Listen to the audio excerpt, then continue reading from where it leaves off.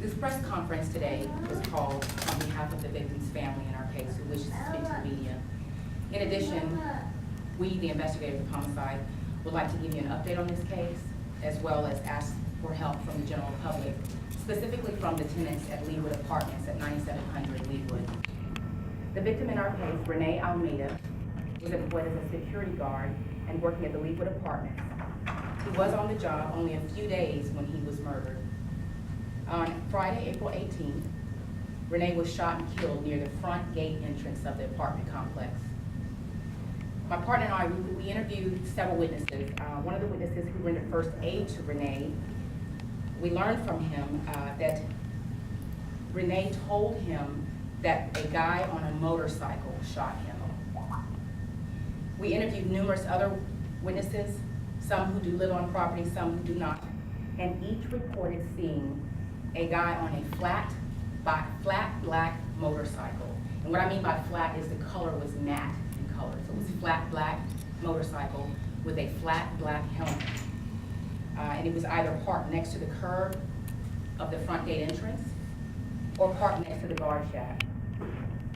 Each of the witnesses that we spoke to gave some description of that same male. And it appeared to several of those witnesses that the male that they saw on this motorcycle was being denied access into the complex. After hearing what sounded like 5 or 6 gunshots, each witness reported hearing a motorcycle starting up and speeding away. We interviewed some of the other security guards, and we learned that they have had problems with a specific individual who used to live on property, who was known to ride a flat, matte black motorcycle, and also known to wear a flat, matte helmet. And in fact, this particular person was issued instructions from the complex not to be on property. We looked through guard binders there at the complex and actually determined that there were trespassing warnings given to this specific individual. Along with that trespassing warning, there was actually a photograph of the individual's motorcycle, which we do have photographed here. We were able to trace the motorcycle owner's actions to a T on the day of the incident. So we do know his actions on the day of the incident, and we can place him at the scene within moments before the shooting having occurred. It's our belief at this time that this same individual is the suspect responsible for the murder of Renee Almeida. And what we're needing from the public at this time is for just one person to come forward and say that they either saw him or can place him there at the scene. And we believe that this is going to be key to solving our case. I'd like to give the family an opportunity at this time to speak.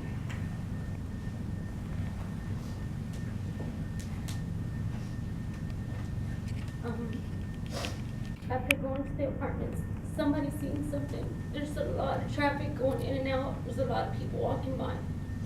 We just want y'all to put yourself in our shoes. If it was your dad, your grandfather, your uncle, your brother, your husband, you would want somebody to come forward. My dad was the nicest person. He made friends with everybody. Just please, you don't even have to give your name. Just tell us you know something, you've seen something.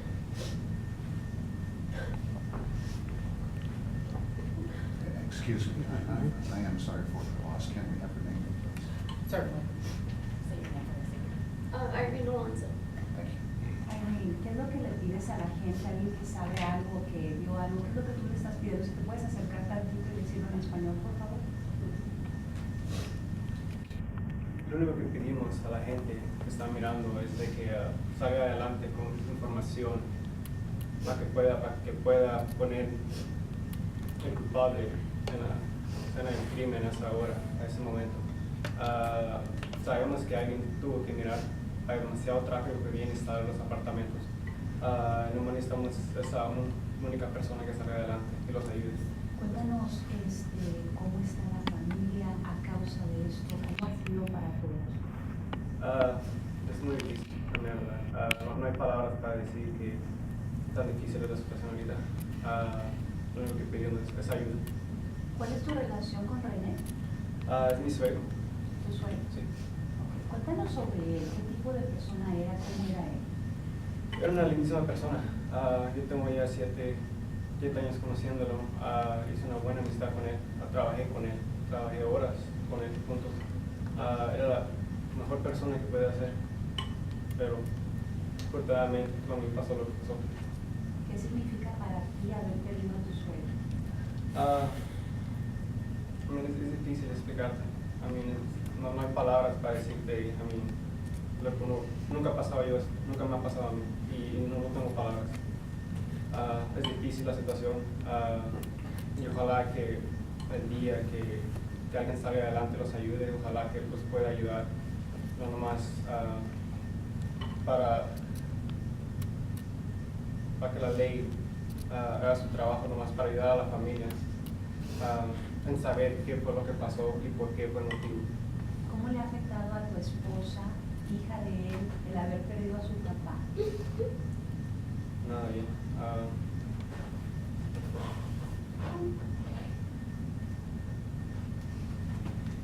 No lo tengo palabras, no ha sido nada bien. Could you speak to Well, us? Lisa, Can you if I pick have up any that cell questions for phone, Officer Mr. McCoy, McCoy, please?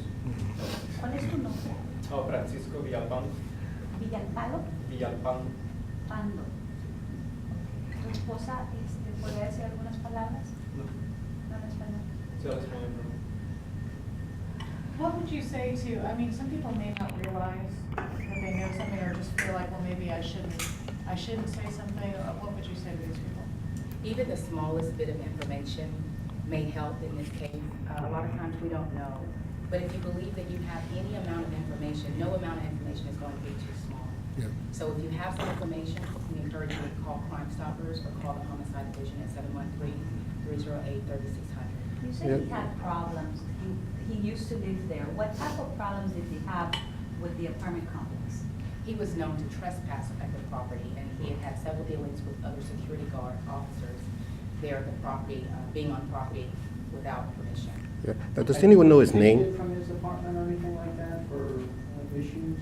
You lived there at one time, right? We're going to refrain from answering those Yeah, questions at this time. You don't know Have why you he lived there at one trespassed? time, though? Beg your pardon? I'm sorry, why did he trespass? Repeatedly? He was told by other security officers there that he was not to be on property. They had had other dealings with him, and without being too specific, because we don't want to divulge the identity of that person, Okay. we're just going to say at this time that he was trespassing. Do you believe Okay. he's still in town? In the Yes, metro we area? do believe he's still in town. But you don't want to release his name or description, Yeah. anything like that? That is correct. Right. And just because he may flee, I suppose. All right. And you can understand. He had been a former Right. resident, right? I mean, he was a Right. former resident of the complex. Again, we're going to stay away from that line of questioning simply because we don't want to give too much information on him to divulge his identity. Okay. Are there any other questions? Yeah, simply that if a person did know this person, they could understand it, we'd be afraid to give information because he may, recriminate against them. How can you assure people that there's a way for them to share what they know with no risk of repercussions from the suspect? If individuals are coming forward and giving information with Crime Stoppers, their identity will remain anonymous. Thank you. You said that you placed them at the location around that time. So now you need someone to confirm that in fact he was at the location at that time, or someone that knows of him to come forward, or both? Someone who can place him there at the shooting. But you have already done that through your investigation? or Yes, no? ma'am, we have a clear timeline of his day. What we're needing at this point is someone to come forward and say that they either heard him say that he shot, or even they're at the scene and maybe they're just too afraid. Right. So confirmation of what you believe of your timeline. That's correct. That's what we backed up. What type No of risk video? what type of risk do other people run if this guy can just shoot someone, for not getting access to go somewhere and he's armed? Tell me about the danger that other people might be running if this guy's still on the loose. Well, we as citizens, we're, in danger every day, per se. Anything can happen. But what we encourage people to do is when they see a crime, to report it. If they have information of a crime, to report it so that these individuals who are committing crimes aren't loose to further commit crimes. Is the arrest of this individual at all contingent on the additional information you're making the appeal for today? Or is this man being pursued regardless of whether you get another witness on the actual scene at the apartment? We're going to pursue this individual regardless of whether we have individuals come forward. But what we're needing is just that information that's going to seal the deal. And at this point, we believe it's going to be someone who saw him actually shoot Renee Almeida. I know you cannot confirm whether he lived there or anything like that, but can you tell us in general, if he had maybe family members or someone at the complex? Like, what was his reason for even trying to go in the first place? Is that even an option? I think if I were to give that information, it would be highly speculative. So I'm going to refrain from that question simply because I don't want to speculate. Do you have any surveillance video that might help? We do have surveillance video, yes. Is there any evidence that the victim in this case had had any contact with this individual previously? Or do you believe it was other security guards who had previously been denying him access? Can you We answer believe that? it was other security guards that had been previously denying Renee access. And at the time of the shooting, the apartment complex had changed their criterion for allowing people into the complex. They had become more strict. And based on our witness that's seeing this exchange, that is what's leading us to believe that there was some sort of exchange subsequent to him being denied access into the property. What's, the security guard have a gun? Is he armed? Yes, he was commissioned security guard. And was his gun taken in the altercation? I'm going to refrain from answering that question simply because I think that that's going to be privileged information that may help us in the interview. Was his gun used to shoot him? Did the suspect use the guard's gun to shoot the guard? Again, I'm going to refrain from answering that question because that's going to be a little bit too much specific, and I'd like to not compromise this investigation. Can you explain how, synopsize, why you are withholding so much, because you keep saying it, withholding so much information from the public, but asking the public to bring their information to you? How is this important, and how does this play when you finally catch the guy and he goes to trial? The reason why I'm withholding that information is because my partner and I, we believe that we know who the suspect is.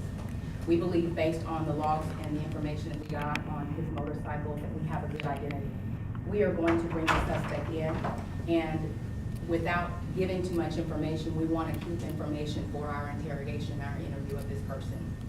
And it's because it confirms if he has the details or slips details, right, in the interrogation, it means. That is one facet of it, yes, ma'am. Was the gun found at the scene? The gun found at the scene? No, No, but he was armed. that is correct. Any other questions? Can you say your name? Sure. Police officer, first initial B, last name McLean. MC, capital L-E-A-N. Had the victim worked previous security jobs before this one at this complex? Yes. So he was an experienced, Over 20 years. so highly experienced in security work and what he was doing. So he wasn't somebody who was kind of new to the profession. Right. Okay. But Like at you- this you complex, like- how many days had he been working? He was there about a week and a half. A week and a half. A week and a half, 2 weeks. And he had nothing but good things to say about the place. That's what's up. That's what's And on a final note, we'd like to say that every person that we interviewed there at the apartment complex and other witnesses had nothing but nice things to say about Renee. And they spoke very highly of him. So again, we're asking for the public to help us in this investigation. Thank you. Thank you. Thank you. Telemundo